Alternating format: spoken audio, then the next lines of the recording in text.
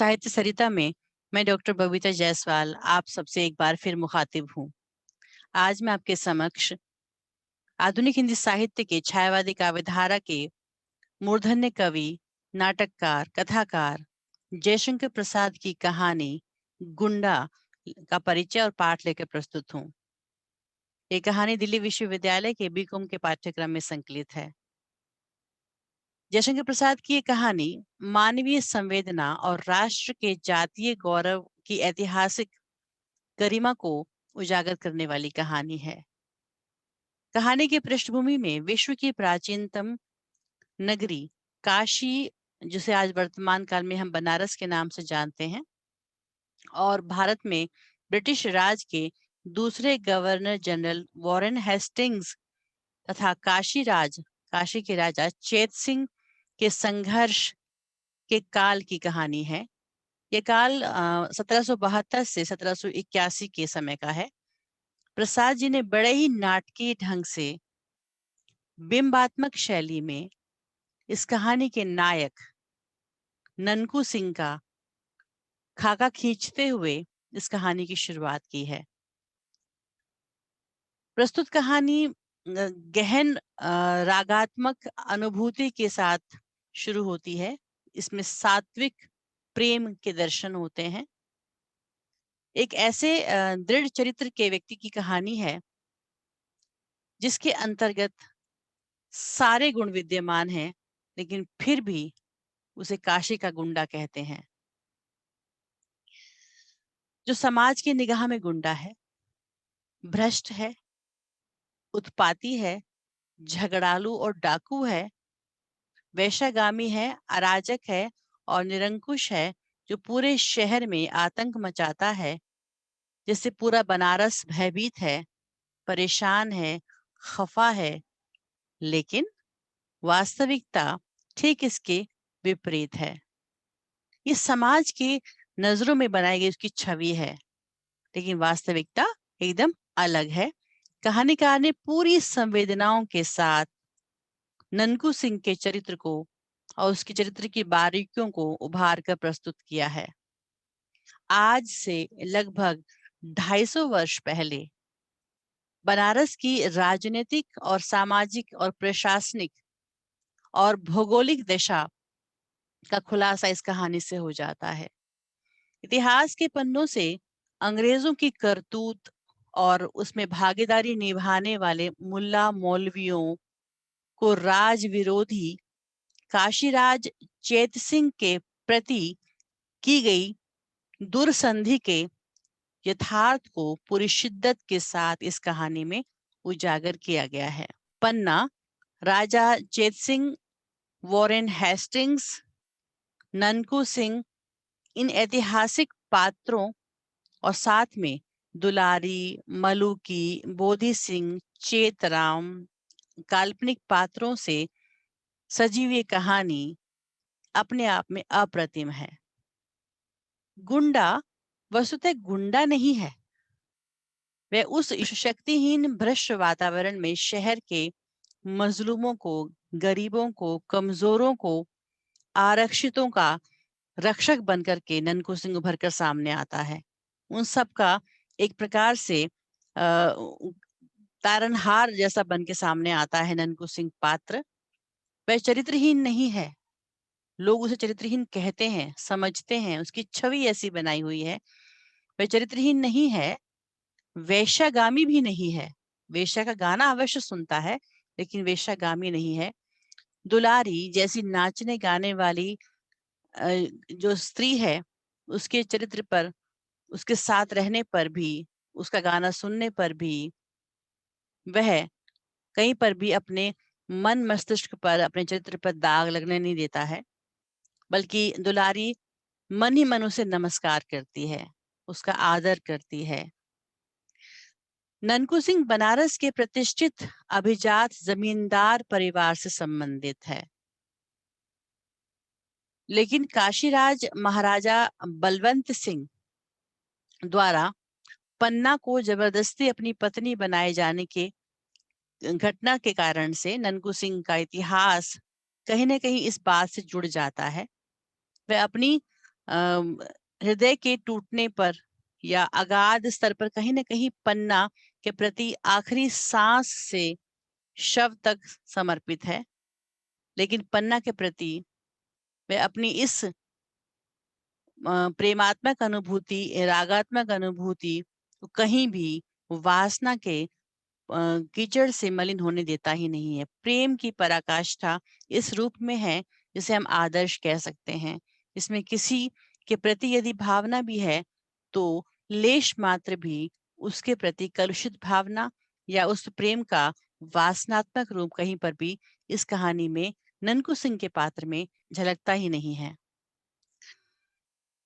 पन्ना के राजसी वैभव और गौरव और अपने आका काशीराज चेत सिंह की रक्षा के लिए वह वॉरेन हेस्टिंग्स की सजीव रणवाहिनी से जूझता है और अपनी जान दे देता है। अपने जीते जी राजमाता पन्ना के प्राणों पर आंच नहीं आने देता। जयशंकर प्रसाद ने इस कहानी में यह संकेत किया है कि जो लोग ऊपर से बुरे दिखते हैं और ये असामाजिक नजर आते हैं और जिन्हें लोग बहुत ही अलग तरह के नामों से पुकारते हैं, असामाजिक तत्व कहते हैं, समाज में तिरस्कार किया जाता है ऐसे लोगों का, गुंडे मवाली कह करके, और उन्हें अपराधी यूं ही मान लिया जाता है बिना किसी जांच पड़ताल के, बिना उनसे करीब का संबंध निभाए, बिना उनके चरित्र को जाने। तो कई बार ऐसे लोग हकीकत में वैसे होते नहीं हैं। होती है ऊपर से कठोर दिखने वाले कितने हृदय से कोमल और दूसरे पर जान छिड़कने वाले होते हैं। अन्याय के विरोध का भाव उनमें कूट कूट कर भरा होता है। ननकू सिंह भी इसी प्रकार के गुणों से परिपूर्ण एक कहानी का पात्र है। एक ऐसा ही नायक है इस कहानी का, लेकिन सही मायनों में जो एक आदर्श पात्र धीरोदात्त नायक की गुणों से परिपूर्ण होने के कारण से उसका चरित्र जो है वो बहुत अधिक उत्तम है। जिसका वेश्या से लेकर के राजघराने तक शहर के सभी लोग सम्मान करते हैं। ननकू सिंह लूटता नहीं है, अपने को, अपने खुद को अपने हाथों लुटाता फिरता है। ननकू सिंह का जो चरित्र है इस कहानी के अंतर्गत वह एंटी हीरो का चरित्र है। अपनी वेशभूषा और अपनी आवारागर्दी और जुआखोरी और हेकड़ी और अपने उठने बैठने के तरीके से और बोलने बतियाने के अंदाज से वह खलनायक दिखता है। एंटी हीरो इसीलिए कहा है इस कहानी में उसको, क्योंकि वो दिखता किसी और तरह से है। जैसे गुंडे होते हैं, उसका ऊपरी बाहरी व्यक्तित्व वैसा है, पर हकीकत में वह खलनायक है ही नहीं। वह एंटी हीरो है और अपनी कलुषित वृत्तियों और अराजक आचरण के पीछे वह एक निहायत ही शरीफ और बहुत ही नरम दिल और सब पर जान छिड़कने वाला एक इंसान है। कोई जोड़ जुड़ाव नहीं है, कोई तोड़ नहीं है। एकदम निहायत सीधा, सच्चा, शरीफ इंसान जिसमें गुंडेपन की बू भी नहीं है। तो इस प्रकार जयशंकर प्रसाद की ये कहानी हमें एक प्रकार के ऐसे एंटी हीरो से मिलाती है, जिसमें हमें अनायास ही कई बार समाज में ऐसे व्यक्तियों के दर्शन हो भी जाते हैं, जो दिखने में तो कुछ और होते हैं, लेकिन वास्तव में कुछ और होते हैं। और वास्तव में उनकी जो छवि गढ़ी जाती है, जब उनके करीब जाएँ या उनके उनसे कभी पाला पड़े तो शायद हमारी जो सोच है वो बदलने पे मजबूर हो जाती है। और इस प्रकार से अपने जीवन को प्रेम पर बलिदान कर देना, ये इस कहानी के चरित्र के माध्यम से जयशंकर प्रसाद ने ननकू सिंह के चरित्र के माध्यम से दिखाने का प्रयास किया है। तो आइए इस कहानी का पाठ करते हैं, जिससे हमारी छात्राओं को ये कहानी समझने में सहायता मिले और कहानी के मूल पाठ को समझते हुए इस कहानी पर चर्चा कर सकें। जयशंकर प्रसाद कहानी इस तरह शुरू करते हैं जैसे वह ननकू सिंह के बाह्य चरित्र को उजागर करेंगे अपनी रेखाओं के माध्यम से। वह 50 वर्ष से ऊपर था, तब भी युवकों से अधिक बलिष्ठ और दृढ़ था। चमड़े पर झुर्रियां नहीं पड़ी थी। वर्षा की झाड़ी में, पूस की रातों की छाया में, कड़कती हुई जेठ की धूप में नंगे शरीर घूमने में वह सुख मानता था। उसकी चढ़ी मूछें बिच्छू के डंक की तरह देखने वालों की आंखों में चुभती थी। इतनी तीखी उसकी एक तरह से मूछें थी कि कोई उसे देख ले तो शायद जैसे आंखों में चुभ रही हो। उसका सांवला रंग सांप की तरह चिकना और चमकीला था। उसकी नागपुरी धोती का लाल रेशमी किनारा दूर से ही ध्यान आकर्षित करता था। कमर में बनारसी सेले का फेंटा, जिसमें सीप की मूठ का बिछुआ घुसा रहता था। उसके घुंघराले बालों पर सुनहले पल्ले के साफे का छोर उसकी चौड़ी पीठ पर फैला रहता था।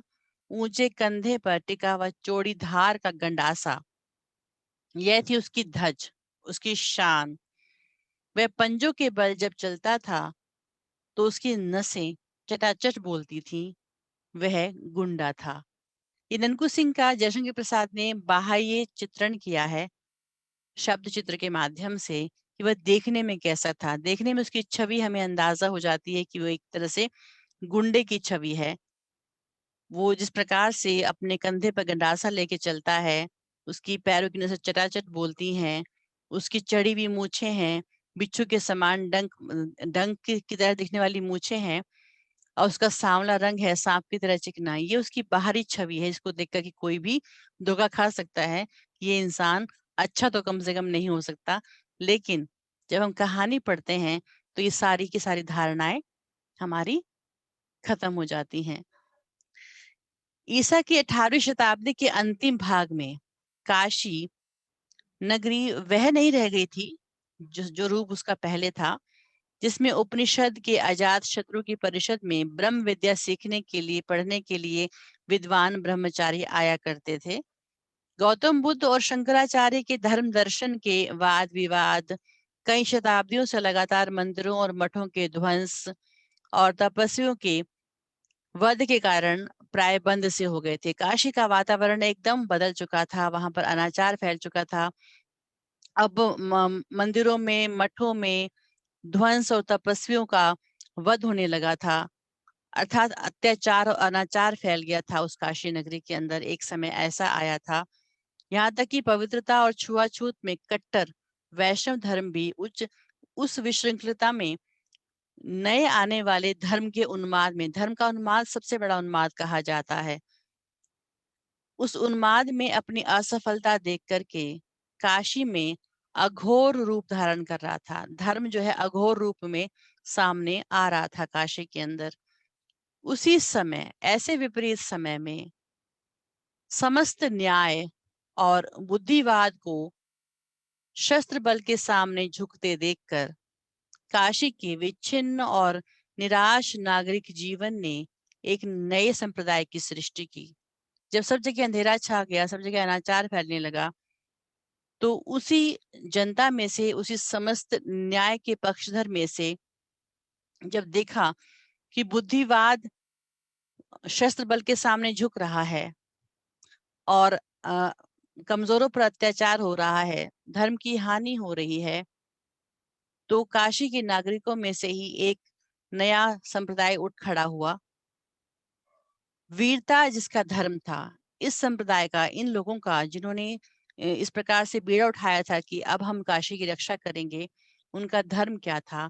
जयशंकर प्रसाद बताते हैं अपनी इस कहानी के अंदर, वीरता जिनका धर्म था, अपनी बात पर मिटना, सिंह वृत्ति से जीविका धारण करना, अर्थात हमारा हक है, हम लेकर रहेंगे, हमें किसी से भिक्षा मांगने की जरूरत नहीं है। सिंह वृत्ति से शेर की भांति अपना अधिकार छीनने की वृत्ति और जीविका ग्रहण करना, प्राण भिक्षा मांगने वाले कायरों और चोट खाकर गिरे हुए प्रतिद्वंद्वी पर शस्त्र न उठाना, सताए निर्बलों को सहायता देना और प्रत्येक क्षण प्राणों को हथेली पर लिए घूमना। जान कभी भी जा सकती है किसी के लिए भी। कमजोरों पर हाथ नहीं उठाना, जो भी शरण में आए उसकी रक्षा करना, ये सारे कुछ नियम थे जो उन्होंने अपनाए थे। ये उनकी आन थी, उनका बाना था, उनके विचारों में शामिल था। लोग काशी में उन्हें गुंडा कहते थे। जीवन की किसी अलभ्य अभिलाषा से वंचित होकर जैसे प्राय लोग विरक्त हो जाया करते हैं, ठीक उसी तरह किसी मानसिक चोट से घायल होकर प्रतिष्ठित जमींदार का पुत्र होने पर भी ननकू सिंह गुंडा हो गया था। ननकू सिंह के बारे में परिचय देते हुए जयशंकर प्रसाद इस कहानी में उसके जीवन की इस घटना से उल्लेख करते हैं और हमें ये परिचय कराते हैं कि ननकू सिंह गुंडा क्यों हो गया था, गुंडे की उस संप्रदाय में शामिल क्यों हो गया था, एक जमींदार के प्रतिष्ठित पुत्र होने के बावजूद भी। दोनों हाथ से उसने अपनी संपत्ति लुटा दी थी। अकेला पुत्र होने पर संपत्ति लुटा देना अर्थात कुछ तो ऐसा रहा होगा उसके जीवन में जो उसने ऐसा करने के लिए ठानी। ननकू सिंह ने बहुत सा रुपया खर्च करके जैसा स्वांग खेला था उसे काशी वाले बहुत दिनों तक नहीं भूले थे। स्वांग एक प्रकार नाटक होता है, नाटक की शैली है। अ, उसमें उसने पूरा अपने संपत्ति को लुटा दिया और स्वांग खेल दिया, उसका नाटक खेल दिया उस पर उसका, और ऐसा नाटक खेला कि लोग बहुत समय तक उस नाटक को याद करते रहे। बसंत ऋतु में यह प्रहसनपूर्ण अभिनय खेलने के लिए, जिसमें कि व्यंग शामिल था, प्रहसन हंसी मजाक शामिल था, इस तरह का उसने नाटक खेला था अपनी पूरी संपत्ति को लुटा करके। अ, ये जो उन दोनों प्रचुर धन और बल और निर्भीकता और उच्च श्रृंखलता की आवश्यकता होती थी इस प्रकार के नाटक को खेलने के लिए, कि बहुत सारा धन लग जाए तो लग जाए, कोई दिक्कत नहीं है। एक कान में एक बार ननकू सिंह ने भी, एक पैर में, जब ननकू सिंह ने भी नाटक में एक बार पार्ट किया था या उसमें एक पात्र का रोल निभाया था, तो उन्होंने भी एक पैर में नुपुर अर्थात घुंघरू पहना, एक हाथ में तोड़ा, एक आंख में काजल, एक कान में हजारों के मोती और दूसरे कान में फटे हुए जूते का तल्ला लटका करके, एक में जड़ाऊ मूठ की तलवार, दूसरा हाथ आभूषणों से लदी हुई अभिनय करने वाली प्रेमिका के कंधे पर रखकर गाया था, कहीं बैंगन वाली मिले तो बुला देना। तो ननकू सिंह ने भी एक पात्र खेला था इस प्रकार से, तो उसका वर्णन करते हैं जयशंकर प्रसाद। प्राय बनारस के बाहर की हरियालियों में अच्छे पानी वाले कुओं पर गंगा की धारा में मचलती हुई डोंगी पर वह दिखलाई पड़ता था। कौन? ननकू सिंह। ननकू सिंह के स्थान क्या थे, जहां जहां वो मिलेगा, जब कभी उससे कोई बात करने जाएगा या उसे ढूंढेंगे लोग तो कहाँ कहाँ ढूंढेंगे, उसका स्थान कहाँ कहाँ पर है। उसके लिए इस कहानी में प्रसाद जी बताते हैं कि वह हरियालों में मिलेगा, अच्छे पानी वाले, पानी से भरे कुएं के पास मिलेगा, वह मचलती हुई डोंगी के पास दिखाई पड़ेगा। कभी कभी वो जुए खाने से निकलकर जब चौक में आता था, जुआ खेलता था, तो जुए खाने से निकलने के बाद चौक में आता था, तो काशी की रंगीली वेश्याएं मुस्कुराकर उसका स्वागत करती थी और उसके दृढ़ शरीर को सस्पृह इच्छा से देखती थी।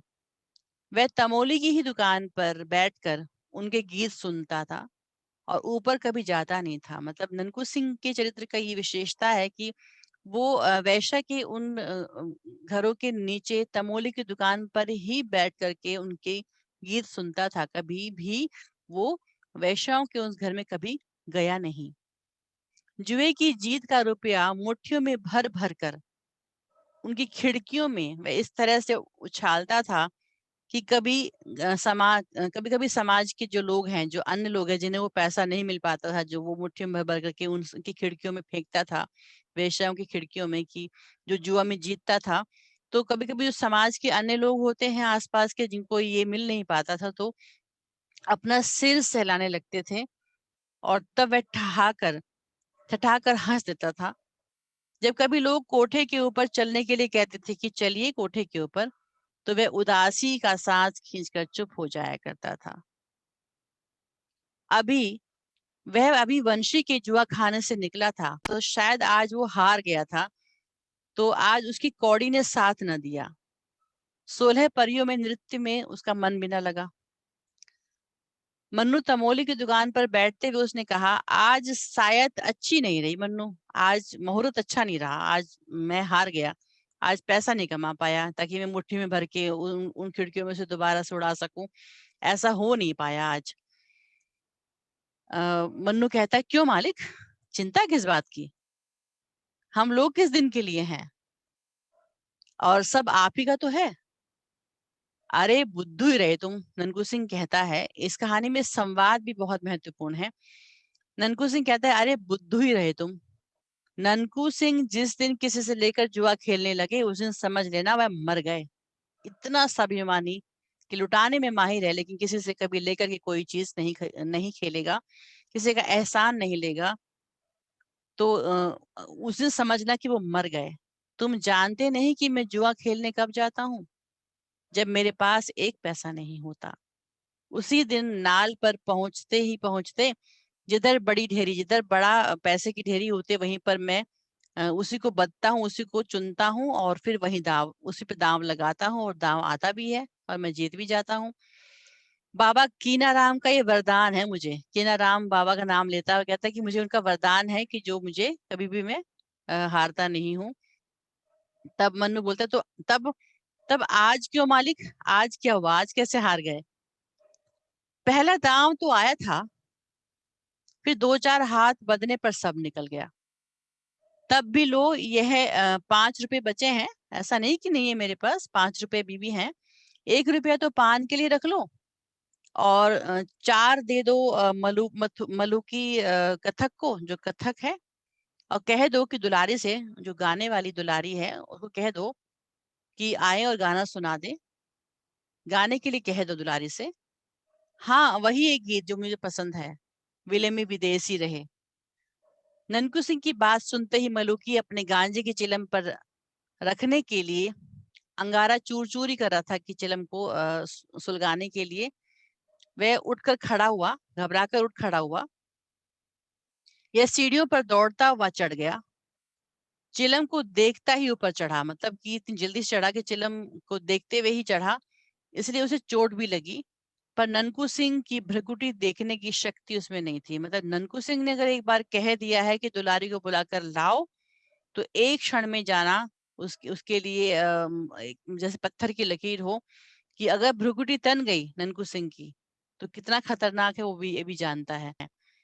उसे ननकू सिंह की वह मूर्ति नहीं भूली कि जब इसी पान की दुकान पर जुए खाने से जीता हुआ, रुपए से भरा तोड़ा लिए वह बैठा हुआ था। एक बार कभी ऐसा हुआ था कि बहुत सारा पैसा जीत करके वो बैठा हुआ था तोड़े में लेकर के, और दूर से बोधी सिंह की बारात का बाजा बजता हुआ आ रहा था। ननकू सिंह ने पूछा, ये किसकी बारात है? ठाकुर बोधी सिंह के लड़के की। बोधी सिंह अपने लड़के की बारात लेकर के जा रहा था और रास्ते में बैठे थे ननकू सिंह, जिनसे उनकी दुश्मनी थी। तो मन्नू के इतना कहते ही ननकू सिंह के होंठ फड़कने लगे। उसने कहा, मन्नू, यह नहीं हो सकता, आज इधर से बारात नहीं जाएगी। बोधी सिंह हमसे निपट कर तब बारात इधर से लेके जा सकेंगे, क्योंकि ननकू सिंह से दुश्मनी थी बोधी सिंह की। और वो अगर ननकू सिंह नहीं चाहते हैं कि जहां वो बैठे हुए वहां से उसके दुश्मन के बेटे की बारात जाए, तो वो नहीं जाएगी। तो मन्नू को यही बात याद आ रही थी कि अगर किसी ने उन्होंने मना कर दिया है और मना करने के बाद वही काम हो गया है, तो फिर उसकी खैर नहीं। इसीलिए दुलारी को बुलाने के लिए मन्नू तुरंत दौड़ के ऊपर जाने की कोशिश कर रहा था। और उसी संदर्भ में ये घटना भी याद करा जाता है कि उस दिन क्या हुआ था। मन्नू ने कहा, तब मालिक मैं क्या करूं? तो ननकू सिंह गंडासा कंधे पर और ऊंचा करके मलुकी से बोला, मलुकिया, देखता है, अभी जा ठाकुर बोधी सिंह से कह दे कि बाबू ननकू सिंह आज यहीं लगाने के लिए खड़े हैं, थप्पड़ लगाने के लिए या पिटाई लगाने के लिए खड़े हैं। समझ कर आए, सोच समझ कर आए, लड़के की बारात है। मलुकिया कांपता हुआ ठाकुर बोधी सिंह के पास गया। 5 वर्ष से दोनों एक दूसरे के आमने सामने नहीं आए थे, और उसके बाद आज ये पहला मौका था जब उनको आमना सामना होने की नौबत आ रही थी। किसी दिन नाल पर कुछ बातों में ही कहा सुनी होकर बीच बचाव हो गया था। हुआ कुछ भी नहीं था, थोड़ी सी नाल पर बात हुई थी। फिर सामना नहीं हो सका। आज ननकू जान पर खेल कर अकेले खड़ा है। आज ननकू का दिमाग पलट गया है और आज उसको ठन गई है कि यहाँ पर अगर मैं बैठा हूँ और मेरे दुश्मन के बेटे की बारात जाएगी, ऐसा कैसे हो सकता है। बोधी सिंह भी उस आन को समझते थे। बोधी सिंह भी समझदार थे। ननकू सिंह की आन को समझते थे कि जो इसने कह दिया वो तो पूरा करेगा। तो इसकी आन को, उसकी बात को समझते थे। उन्होंने मलूकी से कहा, जब मलूकी उन्हें कहने के लिए आया कि बोधी सिंह ने ननकू सिंह ने मना किया है कि आप यहाँ से बारात लेके नहीं जा सकते और यहाँ आपको लगाने के लिए खड़े हैं वो। तो वो समझदारी से इन्होंने कहा, मलूकी जा बे कह दे कि हमको क्या मालूम है कि बाबू साहब वहां खड़े हैं। जब वह हैं ही तो दो समझे जाने का क्या काम है। अब मेरे बेटे का तो बाप वो भी है ना, तो मतलब वो भी बाप के समान है, तो दो समझे क्यों जाएंगे। जब वो है तो वही जाएंगे मेरे बेटे की बारात लेकर के। उनको सम्मान देता है बोधी सिंह। बोधी सिंह लौट गए और मलूकी के कंधे पर तोड़ा लटका कर बाजे गाजे के साथ ननकू सिंह बारात लेकर गए। ननकू सिंह इतने अच्छे दिल के, जब उनको मान सम्मान दिया बोधी सिंह ने और मलूकी से कहा उन्होंने कि जाओ कह दो कि जब समधी बैठे हुए हैं तो मैं क्यों जाऊंगा। और उसके बाद दृश्य बदला और ननकू सिंह देख रहे हैं वही जो कि बोधी सिंह की दुश्मनी के लिए खड़े हुए थे। जब उनको सम्मान मिला तो उसी के बेटे की बारात लेकर के चल दिए आगे आगे और सारा खर्च किया उसकी बारात में। जो भी खर्च हुआ ब्याह में खर्च किया। ब्याह करा करके तब लेकर के वापस डोली लेकर के भी आए और दूसरे दिन इसी दुकान पर आकर रुक गए। आन बान शान इतनी है, जहां से चले थे, सम्मान जहां से मिलना शुरू हुआ था, आन बान शान जहां से दिखानी शुरू की थी, वहीं से शुरू होकर के वह जब वापस बारात वहां तक पहुंचती है वहीं रुक गए कि इसके बाद आगे नहीं जाऊंगा।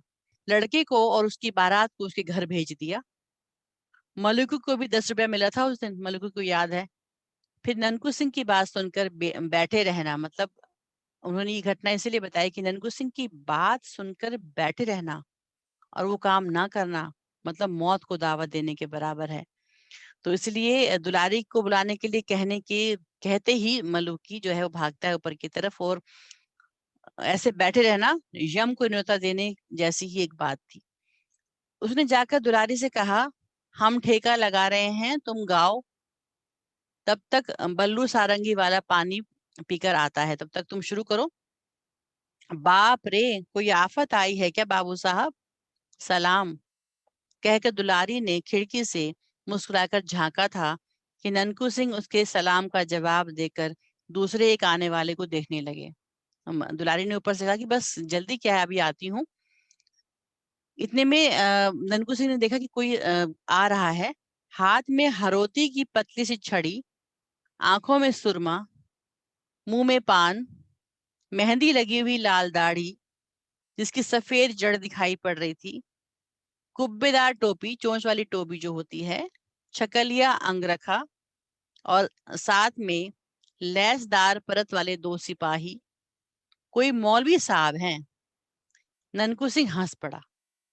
ननकू सिंह की और बिना देखे ही मौलवी ने एक सिपाही से कहा, जाओ दुलारी से कह दो कि आज रेजिडेंट साहब की कोठी पर मुजरा करना होगा। आके वो अपना फरमान सुनाता है। अभी अभी चलें, मतलब अभी तुरंत जाना पड़ेगा, कोई देर नहीं कर सकती हैं। देखें, देखो तब तक हम जान अली से कुछ कुछ इत्र वित्र खरीदते हैं, तब तक दुलारी को बुलाकर लाओ। सिपाही ऊपर चढ़ रहा था दुलारी को बुलाने के लिए और मौलवी साहब दूसरी ओर चले गए इत्र लेने के लिए। ननकू सिंह ने लड़का कहा, दुलारी हम कब से यहाँ बैठे हुए हैं, क्या अभी सारंगिया नहीं आया। दुलारी ने कहा, बाबू साहब, वाह बाबू साहब, आप ही के लिए तो मैं यहाँ आकर बैठी हूँ। सुनिए ना, आप तो कभी ऊपर, मतलब वो कहना चाहते कि आप तो कभी ऊपर आते नहीं है। और मौलवी जब देखता है कि बात कर रही है दुलारी ननकू सिंह से, तो मौलवी जल उठा कि मैंने उसको कहा है कि आपको रेजिडेंट साहब की कोठी पर जाना है और ये ननकू सिंह से बात कर रही है। मौलवी जल उठा। उसने कड़क कर कहा, चौबदार, अभी वह सुअर की बच्ची उतरी नहीं। जाओ कोतवाल के पास मेरा नाम लेकर कहो कि मौलवी अलाउद्दीन कुबरा ने बुलाया है, आकर उसकी मरम्मत करें। देखता हूं तो जब से नवाबी गई है, इन काफिरों की बड़ी मस्ती बढ़ गई है। कुबरा मौलवी, बाप रे! कुबरा मौलवी का इतना खौफ था वहां पर, तो कुबरा मौलवी के नाम से ही तमोली अपनी दुकान संभालने लगा कि अब तो यहाँ झगड़ा होगा। पास ही एक दुकान पर बैठकर ऊँघता हुआ बजाज चौकीदार के सिर में चोट खा गया। मतलब सब अफरा-तफरी के माहौल में यहाँ-वहाँ भागने लगे कि कुबरा मौलवी आ गया है इस पर चौक में। इसी मौलवी ने तो महाराज चेत सिंह के से 3.5 सेर चींटी के सिर का तेल मांगा था। ये तो बहुत ही खतरनाक है। कुबरा मौलवी के बारे में वहां पर ये मशहूर था कि इसने तो महाराज चेत सिंह जो काशी के महाराज थे उनसे 3.5 सेर चींटी के सिर का तेल मांगा था। इतना खुराफाती इंसान है। मौलवी अलाउद्दीन कुबरा, बाजार में हलचल मच गई। ननकू सिंह ने मन्नू से कहा, क्यों चुपचाप बैठोगे नहीं? मतलब कि इतना वो भी हिलने डुलने लगा कि कुबरा मौलवी के नाम से, तो ननकू सिंह ने चुपचाप बैठोगे नहीं? दुलारी से कहा, वहीं से वहीं से बाई जी, मतलब जहां बैठी हूँ वहीं से गाना शुरू कर दो, इधर उधर हिलने का काम नहीं। ननकू सिंह ने कहा कि कहीं कोई हिलेगा नहीं, वहीं से गाओ और तुम गाओ। हमने ऐसे घसियारे बहुत देखे हैं। अभी कल रमल के पास से फेंक कर आधा अधेला कमाता था और आज चला है रौब गांठने। ननकू सिंह ने कुबरा मौलवी को धमकाना शुरू किया। अब कुबरा ने घूम कर उसकी ओर देखा। कौन है ये पाजी? तुम्हारे चाचा बाबू ननकू सिंह। और उसकी इसी ये कहते ही पूरा बनारसी झापड़ कुबरा मौलवी को पड़ा। कुबरा का सिर घूम गया। लैस के परतले वाले सिपाही दूसरी ओर भाग चले। जब देखा कि कुबरा मौलवी की पिटाई हो गई, तो सारे लैस वाले जो सिपाही थे वो सब दूसरी तरफ भाग गए और मौलवी साहब चौंधिया कर जान अली की दुकान पर लड़खड़ाते गिरते पड़ते किसी तरह पहुंच गए। जान अली ने मौलवी से कहा, मौलवी साहब, भला आप भी उस गुंडे के मुंह लगने लगे? यह तो कहिए कि उसने गंडासा नहीं तोल दिया है। उसके पास तो हमेशा गंडासा भी होता है। कुबरा के मुंह से बोली नहीं निकल रही थी।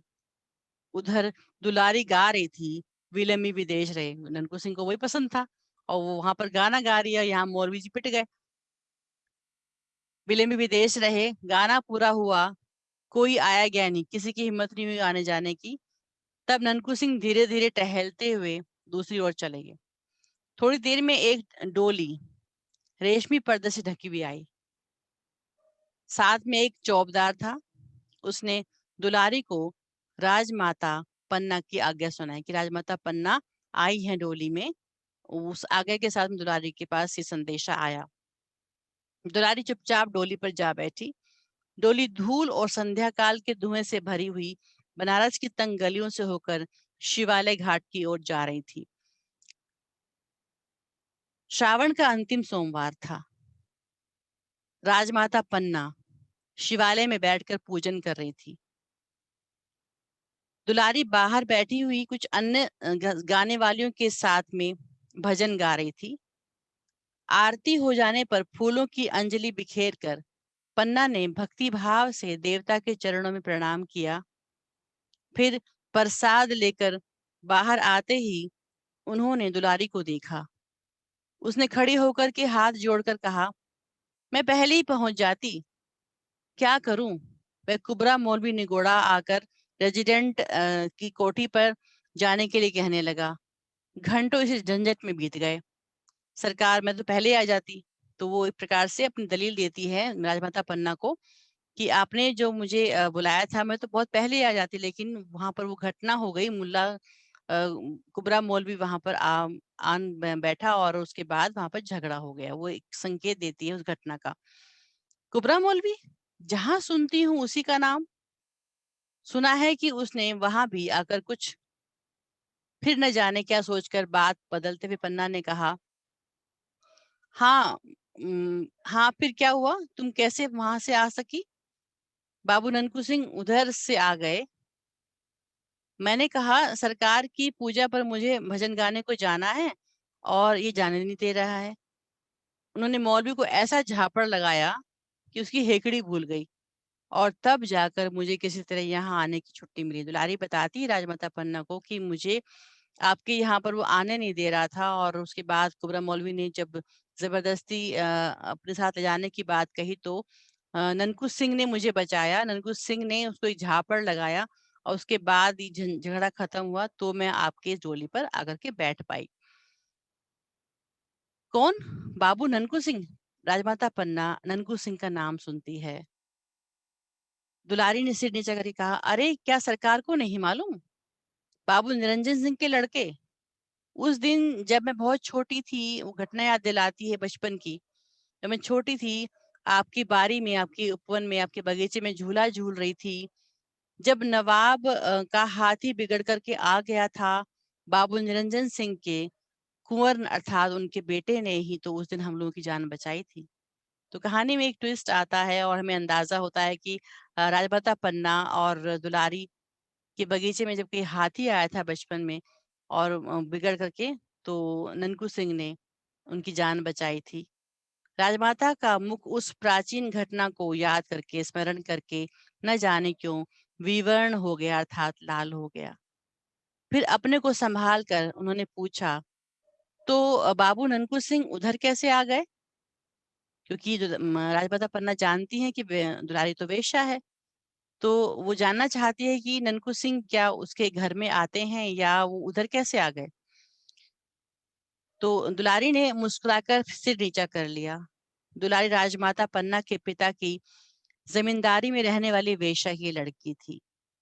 उसके साथ ही कितनी बार झूले हिंडोले अपने बचपन में पन्ना झूल चुकी थी। वह बचपन से ही गाने में बहुत अच्छी थी, सुरीली थी, सुंदरी होने पर चंचल भी थी। पन्ना अब काशी राज की माता थी। तब दुलारी काशी की प्रसिद्ध गाने वाली थी। राजमहल में उसका गाना बजाना हुआ ही करता था दुलारी का। महाराज बलवंत सिंह के समय से ही संगीत पन्ना के जीवन का आवश्यक अंग था। हाँ, अब प्रेम, दुख और दर्द भरी विरह कल्पना के गीत की और अधिक रुचि हो गई थी। अब सात्विक भावपूर्ण भजन सुनती थी। राजमाता पन्ना का वैधव्य से दीप्त शांत मुखमंडल कुछ मलिन हो गया था। प्रसाद जी बातों ही बातों में परिचय देते देते ये हमें बता जाते हैं कि राजमाता पन्ना अब विधवा हो चुकी हैं और उनके पुत्र का वहाँ शासन है, और अब वो सिर्फ दुलारी से भजन और आध्यात्मिक भजन सुनती हैं। उनका जीवन जो है निराशा से परिपूर्ण है, दुख से परिपूर्ण है, और वो विधवा हो चुकी हैं। बड़ी रानी की सापतन्य ज्वाला बलवंत सिंह के मर जाने पर भी नहीं बुझी। सोतन की जो ज्वाला होती है, उसकी जो आग है, वो बलवंत सिंह के मर जाने पर भी नहीं बुझती है। उसका दर्द पन्ना को झेलना पड़ता है। तो उनके मरने के बाद भी जो राजमहल का वातावरण था, वो कलहपूर्ण हुआ करता था। अंतःपुर पूरा कलह का रंगमंच बना रहता था। इसी से प्राय पन्ना काशी के राजमंदिर में आकर पूजा पाठ में अपना मन लगाया करती थी कि राजमहल में इतना कलह है, तो उससे तो अच्छा है कि आध्यात्म में अपना मन लगाया जाए। रामनगर में उसको चैन नहीं मिलता था। नई रानी होने के कारण बलवंत सिंह की प्रेयसी होने का गौरव तो उसे था ही, साथ में पुत्र उत्पन्न करने का सौभाग्य भी मिला था। फिर भी असवर्णता का सामाजिक दोष, राजा की प्रिय प्रेमिका या पत्नी होने पर भी, पुत्र रत्न देने पर भी असवर्णता, क्योंकि वो राज परिवार से नहीं थी पन्ना, और असामाजिकता और असवर्णता, सवर्ण ना होने का जो दोष है, वो जीवन भर भुगतती रहती है, और कुल वधु का जो गौरव है उसको नहीं मिल पाता है। वे सामाजिक दोष उसके हृदय को बहुत दुखी किया करता था, बहुत व्यथित किया करता था। उसे अपने ब्याह की आरंभिक चर्चा का स्मरण हुआ है, किस प्रकार से बलवंत सिंह ने उससे विवाह किया था जबरदस्ती, ये बात उसको याद हो आती है। तो गंगा की उमड़ती हुई धारा को पन्ना ऐसे ही अनमनस्क भाव से देख रही थी, उस बात को जो अतीत में एक बार हाथ से अनजाने में खिसक गई थी, खिसक जाने वाली वस्तु की तरह गुप्त हो गई थी। सोचने को कारण नहीं, अब तो सोचने से कोई फायदा नहीं, जो बात खत्म हो चुकी थी उससे कुछ बनता बिगड़ता भी नहीं है। परंतु मानव स्वभाव हिसाब रखने की प्रथा अनुसार कभी-कभी कह बैठता है कि यदि वह बात हो गई हो तो। ठीक उसी तरह पन्ना भी राजा बलवंत सिंह द्वारा बलपूर्वक रानी बनाए जाने के पहले की एक संभावना की को सोचने लगी थी। सो भी यूं ही नहीं सोच रही थी, सिर्फ ननकू सिंह का नाम आया था दुलारी के मुंह से। इसी कारण से उसके मन में ये बात उसे याद आई कि एक समय ऐसा था कि ननकू सिंह से उसका परिचय था। अगर बलवंत सिंह ने उसको जबरदस्ती पत्नी ना बनाया होता और ननकू सिंह से उसकी बात हो गई होती, तय हो गई होती, तो जिंदगी कुछ और होती। लेकिन ऐसा नहीं था कि वो ननकू सिंह को बार बार याद करती थी या उस तरह के प्रेम में थी। लेकिन परिचय था, प्रेमपूर्ण परिचय था, और उस प्रकार से उसको आज इतने वर्षों के बाद, विधवा हो जाने के बाद, जब दुलारी के मुख से ननकू सिंह का अचानक नाम सुनती है, तो उसको एक क्षण के लिए वो बात याद आती है कि यदि वे बात हो गई होती तो। गेंदा जो उनकी दासी थी, मूल की दासी, वह पन्ना के साथ उसी दिन से है जिस दिन से पन्ना बलवंत सिंह की प्रेयसी हुई। राज्य भर का अनुसंधान उसी के द्वारा मिला करता है। राज्य भर में जो भी घटनाएं होती हैं, वो सारी बातें, चुगलियां, वो सब वो गेंदा ही उनको बताया करती थी। और उसे ना जाने कितनी जानकारियां भी थी, कहाँ पर राज्य में क्या हो रहा है, क्या घटना हुई है, कौन कैसा है, वो सारी बातें राजमाता पन्ना को बताया करती थी। उसने दुलारी का रंग उखाड़ने के लिए कुछ कहना आवश्यक समझा। दुलारी से वो चिढ़ती थी कि दुलारी राजमाता पन्ना की इतनी प्रिय क्यों है, और प्रिय व्यक्ति को कोई भी जो उसका एक तरह से प्रतिद्वंदी होता है, वो दूर करने की कोशिश करता है। इसलिए गेंदा भी दुलारी की बात को काटते हुए दुलारी को पन्ना से दूर करने की कोशिश करती है, अर्थात कि उसकी चुगली करना चाहती है, उसकी बात का महत्व कम करना चाहती है। और जो बातें उसने बताई ननकू सिंह के बारे में, उससे अलग कुछ बातें बोलती है गेंदा। और क्या कहती, महारानी, ननकू सिंह अपनी सब जमींदारी स्वांग, भैंसों की लड़ाई, घुड़दौड़ और गाने बजाने में उड़ाकर अब डाकू हो गया है। गेंदा ननकू सिंह का परिचय राजमाता पन्ना को इस प्रकार देती है। जितने खून होते हैं ना, सब में उसी का हाथ रहता है। जितनी मतलब उतनी सारी उसकी बुराइयां करना शुरू करती है। उसे रोककर दुलारी ने कहा, दुलारी को लगता है कि ये झूठ बोल रही है, ननकू सिंह ऐसा नहीं है। तो कहती है, ये झूठ है। बाबू साहब के जैसे धर्मात्मा तो कोई है ही नहीं। कितनी विधवाएं उनकी दीवी धोती पहनती हैं, उनसे अपना तन ढकती हैं, कितनी लड़कियों की ब्याह शादी कराते हैं, कितने सताए हुए लोगों की द्वारा उनकी रक्षा होती है।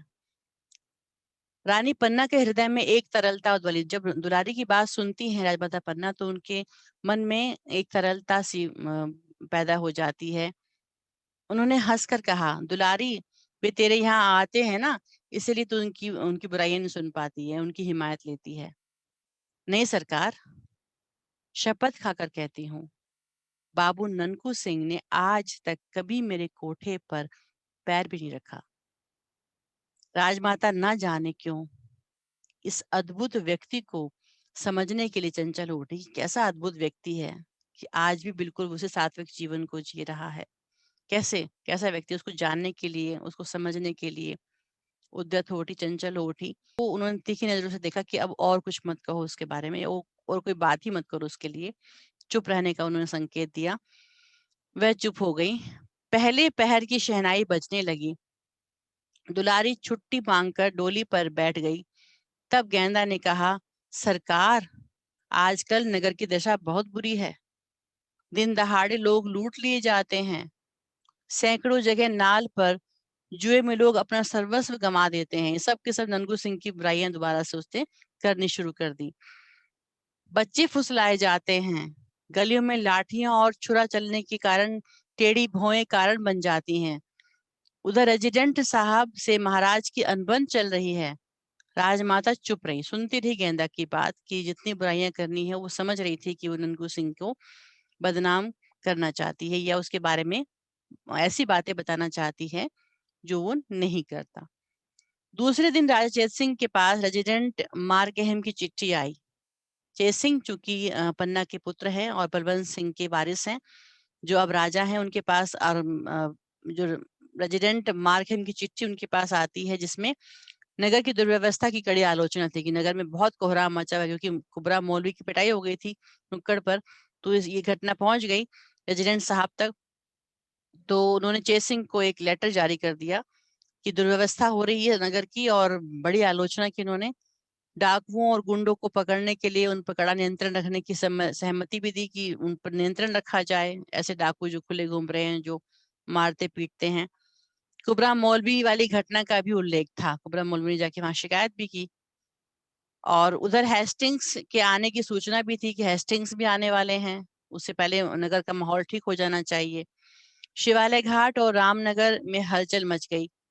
कोतवाल हिम्मत सिंह पागल की तरह है, जिसके हाथ में लाठी, लोहांगी, गंडासा, बिछुआ, करोली देखते उसी को पकड़ने लगते, धरपकड़ होने लगी। जिसके हाथ में जो हथियार देखता था काशी के माहौल में, उसी को पकड़ना शुरू कर दिया गया, अर्थात धरपकड़ शुरू हो गई।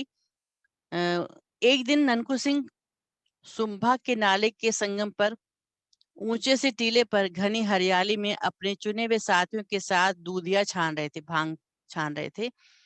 गंगा में उनकी पतली डोंगी बड़ की जटा से बंधी हुई थी। डोंगी हमेशा उनकी बंधी रहा करती थी, नाव। कथकों का गाना हो रहा था। चार उलांकी इक्के कसे कसाए, इक्के हमेशा कसे रहते थे कि कभी भी जरूरत पड़ सकती है किसी को भी, क्योंकि वो तो काशी के गुंडे थे, और जिसको कब जरूरत पड़ जाए उन्हें तुरंत तैयार रहना पड़ता था। इसीलिए नाव बंधी हुई थी, नाव किनारे पर लगी हुई थी, इक्के कसे हुए थे, और वहां पे वो भांग छान रहे थे। ननकू सिंह ने अकस्मात कहा, मलूकी गाना जम नहीं रहा, गाना जमता नहीं। उलांकी पर बैठकर जाओ और दुलारी को बुला के लेके आओ। मलूकी वहां मंजीरा बजा रहा था, दौड़कर इक्के पर जा बैठा। आज ननकू सिंह का मन उखड़ा हुआ था। बूटी कई बार छानने पर भी नशा नहीं हो रहा था। 1 घंटे में दुलारी सामने आ गई। उसने मुस्कुराकर कहा, क्या हुक्म है बाबू साहब? दुलारी, आज गाना सुनने का मन कर रहा है। इस जंगल में क्यों? उसने शशंक हंसकर कुछ अभिप्राय से पूछा, जैसे कोई मतलब पूछना चाहती हो। तुम किसी तरह का खटका मत, तुम किसी तरह परेशान मत हो, कोई शक मत करो, खटका मत करो, ननकू सिंह ने हंसकर कहा। यह तो मैं उस दिन महारानी से भी कह आई हूँ। इसी बात पे ननकू सिंह के सामने महारानी पन्ना का नाम लेती है कि मैं उनसे भी उस दिन कहा था कि उनके सामने तो किसी डरने की जरूरत ही नहीं है, वो तो बहुत अच्छे इंसान है। ये वही कहना चाहती है। क्या? किससे? यहाँ पर ननकू सिंह के सामने पन्ना का जब नाम आता है तो कहते हैं, क्या किससे? राजमाता पन्ना देवी से। फिर उस दिन गाना नहीं जमा। उसके बाद राजमाता पन्ना का नाम लिया, ननकू सिंह ने सुना उसका नाम, उसके बाद उसका गाना भी नहीं सुना ननकू सिंह ने, और गाना जमा ही नहीं उसको। वो भी अपने विचारों में गुम हो गया। दुलारी ने आश्चर्य से देखा कि तानों में, जब तान चलती है, सुर और तान चलती है, उस तान में ननकू की आंखें तर हो जाती थी, कई बार उसकी आंखें भर आती थी। गाना बजाना समाप्त हो गया। वर्षा की रात में झिल्लियों का स्वर उस झुरमुट में गूंज रहा था। मंदिर के समीप ही छोटे से कमरे में ननकू सिंह चिंता मग्न बैठा हुआ था, सोच रहा था। आंखों में नींद नहीं थी, और सब लोग तो सोने लगे थे। दुलारी जाग रही थी, वह भी कुछ सोच रही थी। आज उसे अपने को रोकने के लिए कठिन प्रयत्न करना पड़ रहा था, किंतु असफल होकर वह उठी और ननकू सिंह के समीप धीरे से चली आई। कुछ आहट पाते ही चौंक कर ननकू सिंह ने पास ही पड़ी हुई तलवार उठा ली, क्योंकि उसको अंदाजा नहीं था कि ननकू सिंह को की दुलारी उसके पास बैठ भी सकती है। अब वो अपने ही विचारों में मग्न था। कुछ आहट पाते ही चौंक कर के ननकू सिंह ने पास ही पड़ी तलवार उठा ली। तब तक हंसकर दुलारी ने कहा, बाबू साहब, ये क्या? स्त्रियों पर तलवार चलाई जाती है? छोटे से दीपक के प्रकाश में वासना भरी रमणी का मुख देखकर ननकू सिंह हंस पड़ा। उसने कहा, क्यों बाई जी, क्या इस समय जाने की पड़ी? क्या तुम जाना चाहती हो इस समय कि मैं तुम्हें भेज दूं? मौलवी ने फिर बुलाया है। दुलाई ननकू के पास बैठ गई। ननकू ने कहा, क्या तुमको डर लग रहा है? नहीं, मैं कुछ पूछने आई हूँ। दुलारी ने कहा, मैं कुछ पूछने आई हूँ आपसे। क्या? क्या? कि यही कि कभी तुम्हारे हृदय में, मतलब कभी तुम्हारे हृदय में ऐसा नहीं आता कि मैं किसी और से प्रेम करूं, या मैं अपने जीवन में कुछ और आगे बढ़ूं, तो कभी तुम्हारे मन में आता नहीं? वो कहना चाहती लेकिन पूरी बात नहीं कहती है। उसे ना पूछो दुलारी, ननकू सिंह ने कहा कि ये बात मत पूछो दुलारी, हृदय को बेकार ही समझकर तो उसे हाथ में लिए फिरता हूँ कि मैं गुंडा बना क्यों हूँ। कोई ऐसी घटना, कोई ऐसी चोट मेरे हृदय पर लगी होगी कि मैं अपने हृदय को हाथ पे लेकर के हथेली पे लिए घूम रहा हूँ।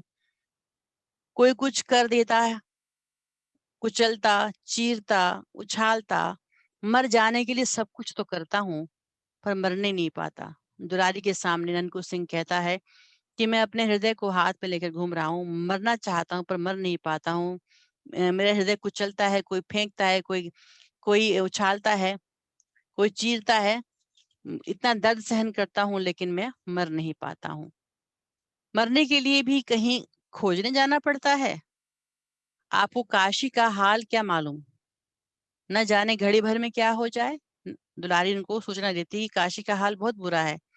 अचानक से मरने के तो बहुत सारे मौके मिल जाएंगे। क्या उलट पलट होने वाला है। बनारस की गलियां जैसे काटने दौड़ती हैं। कोई नई बात इधर हुई है क्या? ननकू सिंह जानना चाहता है कि कोई नई बात हुई है क्या? क्या हुआ ऐसा काशी के अंदर? कोई हेस्टिंग्स आया है। सुना है उसने शिवालय घाट पर तिलंगों की कंपनी का पहरा बिठा दिया, ब्रिटिश कंपनी का पहरा बिठा दिया है उसने। राजा चेत सिंह और राजमाता पन्ना भी वही हैं। वो उनको सूचना देती है ननकू सिंह को कि राजमाता पन्ना और उनके पुत्र चेत सिंह भी वहीं पर ही है और उन्होंने उनको पहरे में बिठा दिया है। कोई कोई कहता है कि उनको पकड़ कर कलकत्ता भेज देंगे। तो जैसे वो कहती है कि हमें लगता है कोई कह रहा था कि उनको बंदी बना के कलकत्ता भेज देंगे। क्या पन्ना भी रनिवास भी वही है? रानियों का रहने का वास भी वहीं पर ही है, राजमहल वहीं पर ही है और पन्ना भी वहीं पर ही है। ननकू एकदम सुनते ही बेचैन हो उठा। क्यों बाबू साहब, आज रानी पन्ना का नाम सुनकर आपकी आंखों में आंसू क्यों आ गए? ननकू सिंह की आंख में आंसू देख करके दुलारी उससे प्रश्न करती है कि राजमाता पन्ना का नाम लेकर आपकी आंखों में आंसू क्यों आ गए? ये वो प्रेम है जिसका कोई वर्णन नहीं है। ऐसा प्रेम जो हृदय के अंदर मौजूद होता है, जिसको शब्द देने की जरूरत नहीं होती, जो महसूस करने की चीज है, जिसमें आदर्श है, उसमें औदात्य है, गरिमा है। इसमें कोई इच्छा नहीं है किसी से कुछ पाने की। ना ही राजमाता पन्ना को इच्छा है कुछ पाने की। लेकिन कहीं ना कहीं एक डोर बांध के रखे हुए हैं ननकू सिंह को और पन्ना को, जिसमें कुछ पाने की नहीं, कुछ देने की ही ज्यादा धीरता है। और ननकू के रहते हुए पन्ना पर कोई आँच आए, ये ननकू कभी बर्दाश्त नहीं कर सकता। सहसा ननकू का मुख अचानक भयानक हो उठा। जब उसको अंदाजा होता है कि दुलारी के शब्दों से कि वॉरेन हेस्टिंग्स की तेलुगु की कंपनी जो है वो चेत सिंह को और राजमाता पन्ना को बंधक बना सकती है, तो अधीर हो उठा, भयानक हो उठा। उसने कहा, चुप रहो। तुम उसको जानकर क्या करोगी? कि मेरी आंख में आंसू क्यों आए राजमाता पन्ना का नाम जान सुन करके? दुलारी को जोर से डांटता है ननकू सिंह कि तुम जानकर वो बात क्या करोगी? कभी किसी के सामने जाहिर नहीं करता है ननकू सिंह। इतना धीर गंभीर व्यक्ति है। उसने कभी ये महसूस भी नहीं होने दिया किसी को कि उसके मन में पन्ना के प्रति कुछ भाव कभी रहे थे। वह उठ खड़ा हुआ, उद्विग्न की तरह, बेचैनी की तरह से न जाने क्या खोजने लगा, जैसे कुछ खोज रहा हो। फिर स्थिर होकर उसने कहा, दुलारी, जीवन में आज यह पहला ही दिन है कि एकांत रात में एक स्त्री मेरे पलंग पर आकर बैठ गई है। मैं चिर कुमार हूँ, मैं ब्रह्मचारी हूँ, मैं चिर कुमार रहा हूँ। आज पहला दिन है कि तुम्हारे जैसी स्त्री मेरे पलंग के पास भी आकर बैठ गई है। अपने एक प्रतिज्ञा का निर्वाह करने के लिए सैकड़ों असत्य अपराध करता फिरता हूँ। मैंने एक प्रतिज्ञा को पालने के लिए मैं सैकड़ों अपराध करता फिरता हूँ। क्यों? तुम जानती हो? तुम्हें कुछ नहीं मालूम। तुम जानती हो, मैं स्त्रियों का घोर विरोधी हूँ। और पन्ना, किंतु उसका क्या अपराध है? जब से मेरे जीवन में एक घटना हुई है, तब से मैं स्त्रियों स्त्रियों के आसपास भी नहीं फटकता। चिर कुमार हूँ। लेकिन पन्ना, जिसके कारण से मैं आज ऐसा बना हूँ, उसका भी कोई दोष नहीं है। उसका क्या दोष मैं है? स्त्रियों का घोर विद्रोही हूँ और पन्ना, किंतु उसका क्या अपराध है? अत्याचारी बलवंत सिंह के कलेजे में बिछुआ मैं न उतार सका। उसको अफ़सोस है कि जब बलवंत सिंह ने राजमाता पन्ना को अपनी ज़बरदस्ती रानी बनाया था, उस समय यदि मैंने उसके हृदय में वो छुरा घोंप दिया होता, तो पन्ना को उससे विवाह नहीं करना पड़ता, पन्ना को ज़बरदस्ती उसकी पत्नी नहीं बनना पड़ता और उस दिन मैंने वो हिम्मत दिखाई होती, तो शायद ज़िंदगी कुछ और होती। कलकत्ता भेज देंगे, बंदी बना लेंगे, ये मेरे रहते नहीं हो सकता। आज मैं उस बात से नहीं चूकूँगा, जब मैं एक बार चूक चुका हूँ, उसका परिणाम देख चुका हूँ, आज मेरे रहते हुए उस पर कोई आँच नहीं आ सकती। अगर मैंने उस समय उसको बचाया होता, उस समय उसका बलवंत सिंह का विरोध किया होता या उसको मारा होता, तो शायद मैं पन्ना को बचा सकता था। लेकिन उस समय ये नहीं कर पाया, उसकी कचोट, उसकी उसका उसका एक प्रकार से दर्द लिए वो घूम रहा था, जैसे कि वो कुछ नहीं कर पाया उसके लिए। ननकू सिंह उन्मत्त हो उठा, पागल जैसा हो उठा। दुलारी ने देखा ननकू अंधकार में ही वट वृक्ष के नीचे पहुंचा और गंगा की उमड़ती हुई धारा में डोंगी खोल दी अपनी उसने। उसी अंधेरे घने अंधकार में दुलारी का हृदय कांप उठा। तो काशी डामाडोल हो रही थी। शिवालय घाट में राजा चेत सिंह लेफ्टिनेंट स्टाकर के पहरे में थे। नगर में आतंक था, दुकानें बंद थी। घरों में बच्चे अपनी माँ से पूछते थे, माँ आज हलवे वाला नहीं आया? माँ कहती थी, चुप बेटे। सड़कें सूनी पड़ी थी। तेलंगों की कंपनी के आगे कुबरा मौलवी कभी कभी आता जाता दिखाई पड़ता था। उस समय खुली हुई खिड़कियां बंद हो जाती थी जब वो आता था। भय और सन्नाटे का राज्य था। चौक में चित्रू सिंह की हवेली अपने भीतर काशी की वीरता को बंद किए कोतवाल का अभिनय कर रही थी। इसी समय किसी ने पुकारा, हिम्मत। खिड़की में से सिर निकालकर हिम्मत सिंह ने पूछा, कौन? बाबू ननकू सिंह। अच्छा, तुम अब तक बाहर ही हो? पागल, राजा कैद हो गए हैं। छोड़ दो उन सब बहादुरों को।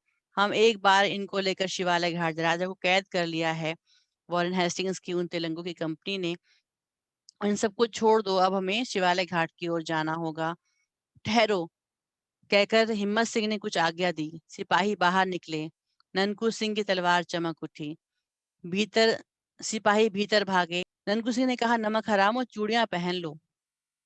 लोगों के देखते देखते ननकू सिंह चला गया। सभी लोग कह रहे थे कि अभी ठहरो, अभी रुक जाओ। लेकिन ननकू सिंह तो बिल्कुल पागल की तरह से बाहर निकल गया और उनके देखते देखते वो चला भी गया।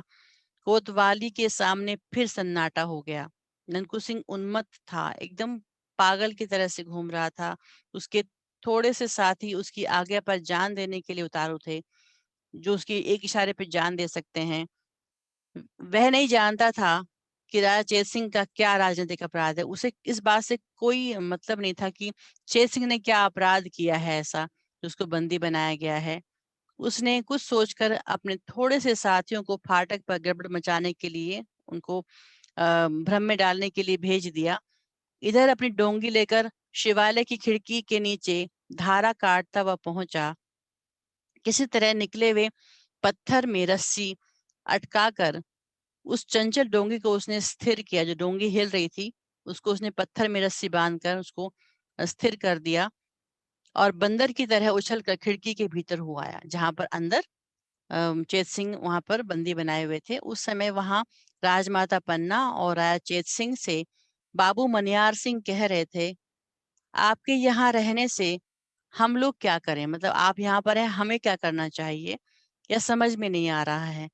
पूजा पाठ समाप्त करके आप रामनगर चली गई होती तो यहाँ बंदी नहीं होना पड़ता। तेजस्विनी पन्ना ने कहा, मैं रामनगर कैसे चली जाऊं? मनियार सिंह दुखी होकर बोले, कैसे बताऊं? मेरे सिपाही तो बंदी हैं, सारे सिपाही बंदी बनाए हुए हैं। इतने में फाटक पर कोलाहल मचा। राज परिवार अपनी मंत्रणा में इस प्रकार की बातचीत में मग्न था और अंकुश सिंह का आना उन्हें पता ही नहीं चला, मालूम ही नहीं हो पाया। सामने का द्वार बंद था। ननकू सिंह ने एक बार गंगा की धारा को देखा। उसमें नाव घाट पर लग गई थी। देखा गंगा के नदी के किनारे पर उसकी जो नाव है वो घाट पे लग गई है। जाने का पूरा रास्ता साफ हो चुका है। उसने जैसे सबको सचेत करते हुए कहा, महारानी कहाँ है? जैसे ही वो अंदर आता है तो बोलता, महारानी कहाँ है? सबने घूम कर देखा। एक अपरिचित वीर मूर्ति की तरह ननकू सिंह वहां खड़ा था। शस्त्रों से लदा हुआ पूरा देव के समान, जैसे कि देव हो कोई जो शस्त्रों से लद करके सामने आया है बचाने के लिए राज परिवार को, पूरा देव। चैत सिंह ने पूछा, तुम कौन हो? राज परिवार का एक बिना दाम का सेवक, एक ऐसा सेवक हूं मैं जिसे कोई दाम नहीं चाहिए राज परिवार को बचाने के लिए, बिना दाम का सेवक। पन्ना के मुंह से हल्की सी एक सांस निकल कर रह गई। उसने पहचान लिया, इतने वर्षों बाद वही ननकू सिंह जिसने बचपन में उसको बिगड़े हुए हाथी से बचाया था, वर्षों बाद वैसे ही बचाने के लिए उसके सामने आ गया है। मनियार सिंह ने पूछा, तुम क्या कर सकते हो?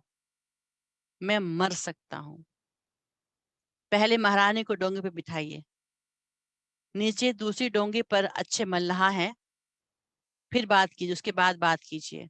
मनियार सिंह ने देखा, जनानी ड्योढ़ी का दरोगा राज की एक डोगी पर 4 मल्लाहों के साथ खिड़की से नाव सटाकर प्रतीक्षा कर रहा है। वास्तव में डोंगी को लेकर के जाने के लिए तैयार है मल्लाह। उसने पन्ना से कहा, चलिए मैं साथ चलता हूँ। और चेत सिंह को देखकर पुत्र वत्सला ने संकेत से एक प्रश्न किया। जैसे ही उसके जाने की बात आई तो उसने देखा मेरा पुत्र चेत सिंह तो यहीं पर है। तो पुत्र मोह उसका जाग उठा और वो देखने लगी अपने पुत्र चेत सिंह को कि इसका क्या होगा। तो एक प्रश्न की मुद्रा में प्रश्न किया, उसका उत्तर किसी के पास था नहीं कि डोंगी में वो कैसे जाएंगी, कैसे जाएंगे। मनियार सिंह से कहा, तब मैं यहीं। ननकू ने हंसकर कहा, मेरे मालिक आप नाव पर बैठे, जब तक राजा भी नाव पर ना बैठ जाएंगे तब तक 17 गोली खाकर भी ननकू सिंह जीवित रहने की प्रतिज्ञा करता है कि आप नारायणी के साथ जाइए। आप चिंता मत करिए कि राजा जो है उनको कुछ होगा। जब तक मैं हूं इनके साथ में, 17 गोली खाकर भी मैं जिंदा रहूंगा। जब तक मैं चेत सिंह को राजा को डोंगी पर नहीं बिठा दूंगा तब तक मैं मरूंगा नहीं। पन्ना ने ननकू को देखा, इतने विश्वासपूर्ण नजरों से देखा जैसे कि सदियों का विश्वास उनके अंदर मौजूद हो कि जो उसने कहा है वो करेगा अवश्य।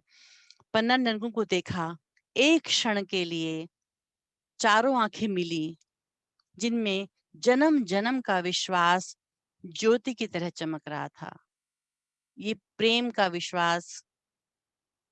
फाटक बलपूर्वक खोला जा रहा था। ननकू ने उन्मत्त होकर कहा, मालिक जल्दी से महारानी को लेकर जाइए। दूसरे क्षण डोंगी पन्ना डोंगी पर बैठ चुकी थी और ननकू सिंह फाटक पर ईस्ट आकर के साथ था। चेतराम ने आकर एक चिट्ठी मनियार सिंह के हाथ में दी। लेफ्टिनेंट ने कहा, आपके आदमी गड़बड़ मचा रहे हैं। अब मैं अपने सिपाहियों को गोली चलाने से नहीं रोक सकता। ऐसे मेरे सिपाही यहाँ है साहब, कि मेरे सिपाही तो यहाँ पर हैं। मनियार सिंह ने हंसकर कहा। बाहर कोलाहल बढ़ने लगा। चेतराम ने कहा, पहले चेत सिंह को कैद कीजिए, पहले मुझे मुझे आप कैद कीजिए। कौन ऐसी हिम्मत करता है? लड़क कर कहते बाबू मनियार सिंह ने तलवार खींच ली कि किसी की हिम्मत है चेत सिंह को हमारे रहते हुए कोई उनको अपने बंदी बना ले। अभी बात पूरी भी ना हो सकी थी कि कुबरा मौलवी वहां आ पहुंचा। दोबारा से कुबरा मौलवी वहां आता है। यहाँ मौलवी साहब की कलम चल नहीं सकती थी और ना ही वे बाहर कहीं जा सकते थे। उन्होंने कहा, देखते क्या हो चेतराम। चेतराम ने राजा के ऊपर हाथ रखा ही था। चेतराम ने जैसे ही हाथ रखा चैत सिंह को पकड़ने के लिए कि ननकू सिंह के सदे हुए हाथ ने उसकी भुजा उड़ा दी। जैसे ही चेत सिंह के कंधे पर उसने चेतराम ने हाथ रखा कुबरा मौलवी के इशारे पर, वैसे ही ननकू सिंह ने उसकी भुजा को उड़ा दिया। ईस्ट आकर आगे बढ़े। मौलवी साहब चिल्लाने लगे। ननकू सिंह ने देखते देखते ईस्ट आकर उसके कई साथियों को धराशायी कर दिया। और फिर मौलवी साहब कैसे बचते? ननकू सिंह ने कहा, क्यों उस दिन के झापड़ ने तुमको समझाया नहीं? पाजी कहकर ऐसा ऐसा साफ जनेवा मारा कि कुबरा वहीं पर ढेर हो गया। कुछ ही क्षणों में वह भीषण घटना हो गई जिसके लिए कोई अभी वहां प्रस्तुत नहीं था। ननकू सिंह ने ललकार कर चेत सिंह से कहा, आप क्या देखते हैं? उतरिए डोंगी पर, जल्दी से डोंगी पर बैठ जाइए। अब अभी अभी अवसर है। उसके घावों से रक्त के फुहारे छूट रहे थे, बंदूकें चलनी शुरू हो चुकी थी और जल्दी से चेत सिंह को ननकू सिंह कहते हैं कि आप डोंगे पर बैठिए, और उसके शरीर से खून की धारा बह रही थी। उधर फाटक से तिलंगे भीतर आने लगे थे, ब्रिटिशर्स की सेना आने लगी थी। चैत सिंह ने खिड़की से उतरते हुए देखा, खिड़की से उतर रहा था जब चैत सिंह नीचे की तरफ डोंगे में बैठने के लिए, उसने देखा अंदर ननकू सिंह किस हालत में खड़ा था। उतरते हुए उसने देखा कि बीसों तिलंगों की संगीनों में, बीसों तिलंगे ब्रिटिश सिपाही की सेना के बीच में वह अविचलित, बिना विचलित हुए होकर तलवार चला रहा था। ननकू के चट्टान सदृश, चट्टान के समान शरीर से गैरिक की तरह से रक्त की धारा बह रही थी। जैसे एक तरह से खून की नदी बह रही है उसके शरीर से, इस प्रकार से गैरिक की तरह से उसके शरीर से धारा बह रही थी। गुंडे का एक एक अंग कट कर वहीं गिरने लगा, जिसे लोग समाज का गुंडा कहते थे। वो किसी के लिए जान दे रहा है, उसका शरीर एक एक कट करके आगे गिरने लगा, वह काशी का गुंडा था। तो ये थी गुंडे की वो परिभाषा जिसे समाज के लोग अपने हिसाब से तय करते हैं, और बाहरी आवरण के आधार पर तय करते हैं, उसके जीवन के आधार पर तय करते हैं कि वो गुंडा है। लेकिन वास्तव में वह एंटी हीरो का चरित्र ननकू सिंह वास्तव में गुंडा है कि नहीं है, ये आप तय करिए जयशंकर प्रसाद की इस कहानी को सुनने के बाद, कि क्या ऐसे गुंडों की समाज में आवश्यकता है या नहीं है। तो इस प्रकार से कहानी खत्म हो जाती है। धन्यवाद।